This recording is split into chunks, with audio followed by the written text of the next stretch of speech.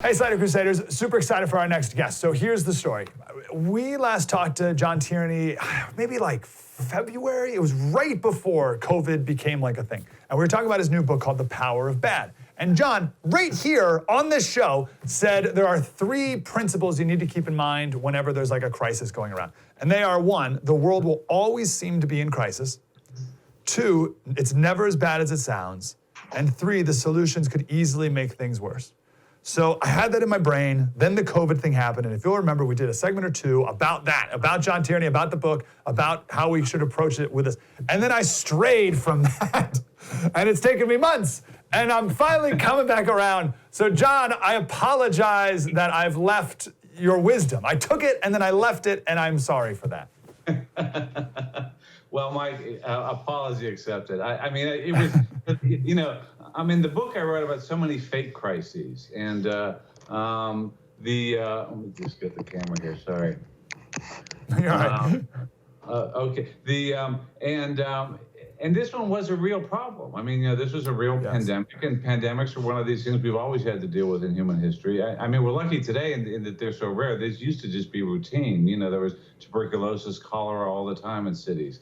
But as usual, we did just overreact to it. We had these, you know, these worst case scenarios we went with, and millions were going to die, that this thing was, you know, 10 or 50 times worse than the flu. And we listened to those worst case scenarios and made policies based on it. And I think we just overreacted, and that the cure is looking like it's worse than the disease. Did you for a minute ever start to be like, oh, this is a bigger deal than I think? Did you ever? I did. I mean, it was really hard to know at first. It was sort of a perfect storm because we didn't really know what it was. We got the stuff from China was covering it up, and it makes sense to plan for, you know, to be ready for worst case things. I mean, it made sense to, you know, to try and get extra capacity in the hospitals, and it's terrible that we weren't better prepared for this. I mean, this, you know, pandemics are real problems, unlike a lot of the crises we worry about. You know, pandemics are real things, and viruses are very tough to deal with, and we should have been ready for that. And I think one reason that we weren't ready is that, you know, the CDC and the FDA wasted so much time on these sort of bogus things they do. I mean, the CDC was formed. That's their job, to deal with infectious diseases. That's a real thing a government should deal with. You know, it's a public health problem because people spread it, to each other. And they were off doing all this other stuff, you know, worrying about vaping and obesity and all these other kind of progressive causes instead of what their core mission.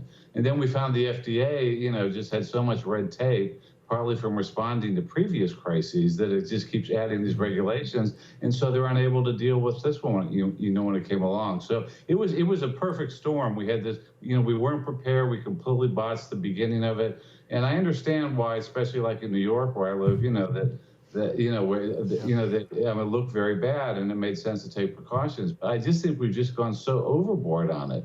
I mean, you know, the whole idea was that, you know, we're doing these lockdowns to stop hospitals from being overwhelmed. Well, they're not overwhelmed, and yet, you know, we just can't seem to end them. Slater Crusaders, thanks for watching the first on YouTube. If you want more, like, subscribe. We got plenty.